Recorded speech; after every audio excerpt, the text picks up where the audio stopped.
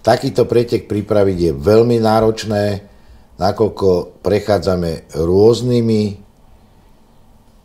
aj krajinami. V prvom ročníku sme išli Bratislava, Budapešť, druhý ročník Rakúsko, Maďarsko, Slovensko. Je to náročné z toho dôvodu, že musíme osloviť majiteľov pozemkov, kade chodíme, musíme osloviť políciu, ktorá nám zabezpečuje doprovody, zabezpečuje nám crossing cez cesty. Musíme zabezpečiť starostlivosť o kone, špeciálne konské záchranky, ktoré pozdĺž celej trate chodia popri koníkoch, za koníkmi. Každý jazdec, každý kôň má na sebe špeciálny GPS systém, kde je monitorovaný počas celého preteku, keby náhodou došlo k pádu jazdca alebo koňa, aby sme okamžite vedeli zasiahnuť a lokalizovať, v ktorom mieste sa to stalo. Zabezpečuje to spústa ľudí, okolo takéhoto preteku je 150 organizátorov, vrátane 30 špecialistov, lekárov, veterinárov, väčšinou FEI 3-4 hviezdičkových, ktorí zabezpečujú jednak pravidelnú kontrolu pred pretekom, či koník je vôbec schopný absolvovať takýto ťažký a náročný pretek, a potom počas celého preteku na jednotlivých kontrolných stanovišťach po každých 30 kilometroch sa koník kontroluje, jeho zdravotný stav, jeho pulzy, jeho celková, či náhodou nám neokrýval, a jedine naozaj koník, ktorý je 100% pripravený na ďalšie kolo, môže pokračovať v tejto súťaži. Na Slovensku vytrvalosť má svoju tradíciu, mala ju v Tatrách, mala ju v Mengusovciach. Vďaka pár obetavým ľuďom sa aj u nás na Slovensku tento šport rozvíja, a vďaka nášmu sponzorovi a v podstate tvorcovi tejto myšlienky, ktorý sám tiež jazdí tento vytrvalostný dostih, napriek tomu, že Slovensko má veľmi malú základňu oproti okolitému svetu, oproti Európe, nehovoriac o arabskom svete. A chceme vlastne, aby sa národy spájali, aby sem chodili jazdci, aby sme im vedeli predstaviť kultúru, v akej my žijeme. A chceme dokázať svetu, že aj u nás na Slovensku dokážeme pripraviť jeden z najťažších dostihov na svete. Je to vytrvalostný dostih.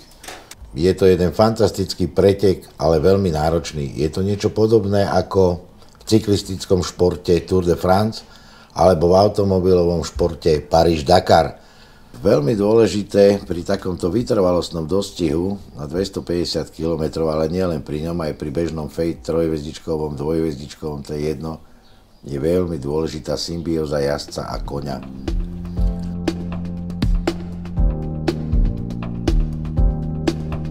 One minute to the start!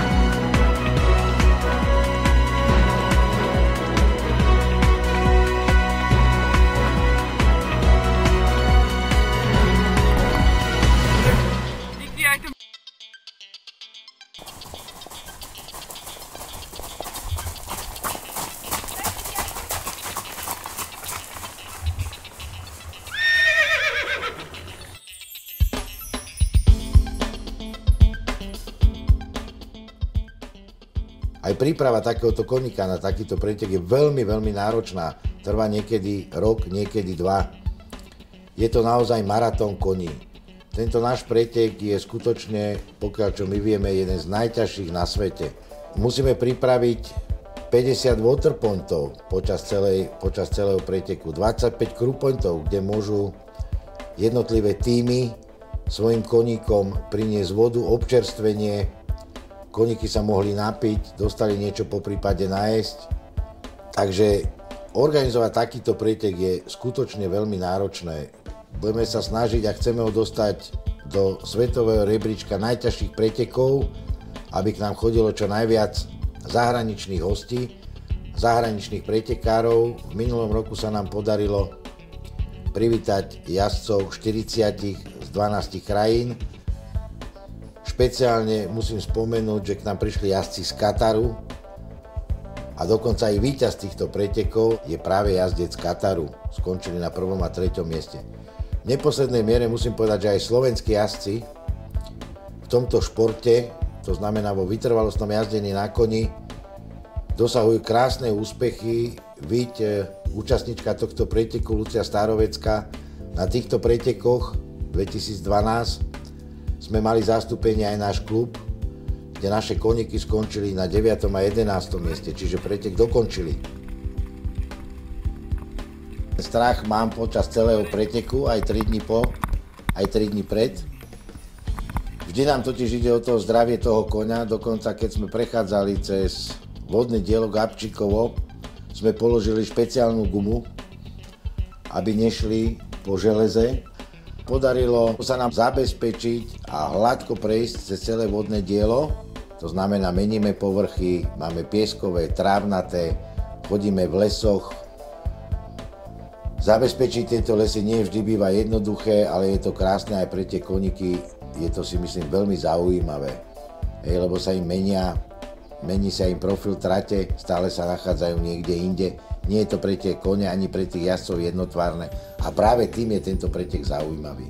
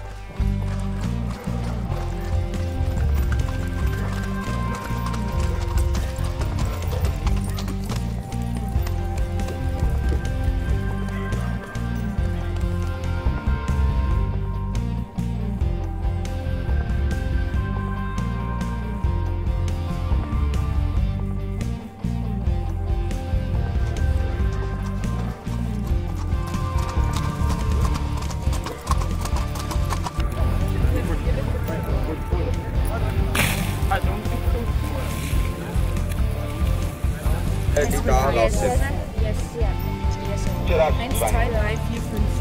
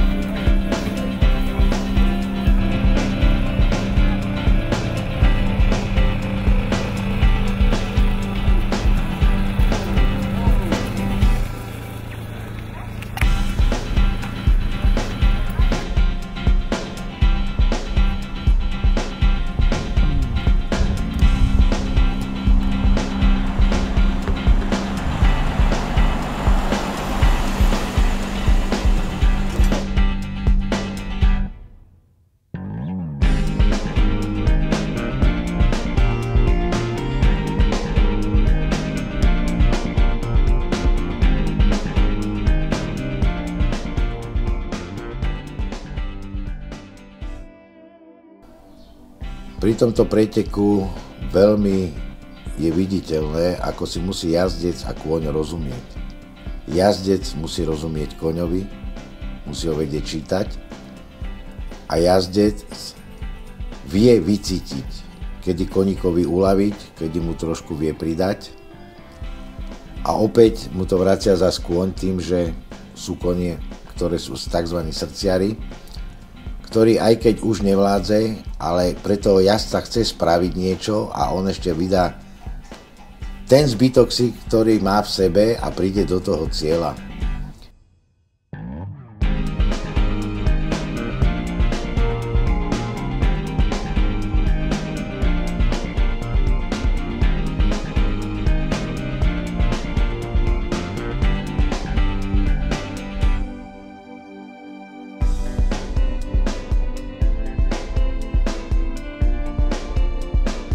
How do you feel?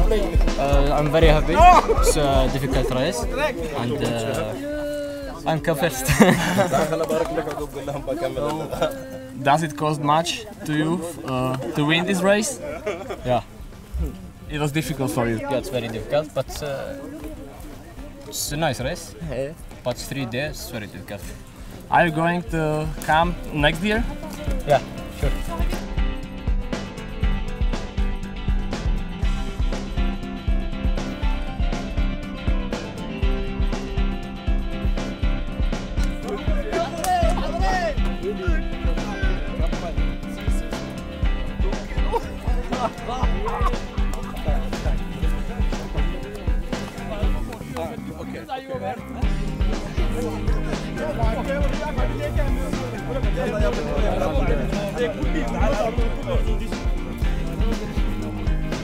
شكريا كلش نفر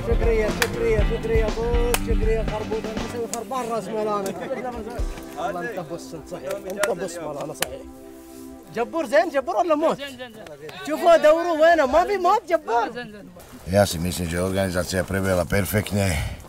Mali sme síce pár koní, ktoré nedokončili závod, ale vzhľadom tomu, že bol veľmi náročný aj čo do počasia, prvý deň nám zapršalo, druhý deň bolo teplo, dnes je pod mrakom, si myslím, že to dopadlo úplne výborne. Žiadny jazdec sa nám nezranil, čo nás veľmi teší. Kone takisto nemajú nejaké veľké zranenie, ja si myslím, že to je výborné. A už viete, koľko koní dokončilo pretek? Ešte nie, ešte niektoré kone sú na trati. Asi bolo náročné zorganizovať takto rozsiahlu akciu. No, robíme to druhýkrát. Aj dnes som ešte videl nejaké chyby a nedostatky, ja si myslím, že budúci ročník už bude úplne perfektný. Podujmete sa na to zas? Určite áno. One of the best organization I ever seen. It's not easy to have a ride like that, 3 days event online. So we've got really different vet gate, different team moving. It's really very good organization, and we can say bravo to the organizer. Thank you. And where are you from, please? Tunisia. And do you have something something like that in Tunisia too? No, absolutely not. Absolutely not. I'm doing rides all over the world, and we've got some rides like that, big rides like that, but on 3 days, I think it's the biggest I ever seen.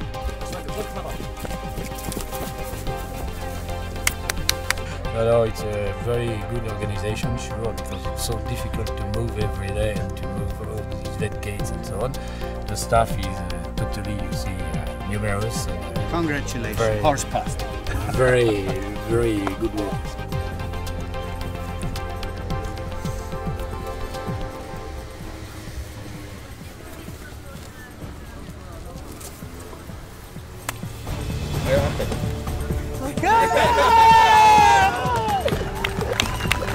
Thank you.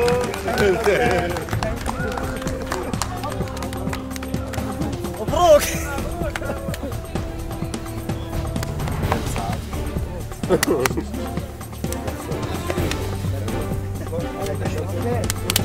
Thank you. Thank you. Thank you. Thank you. Thank you.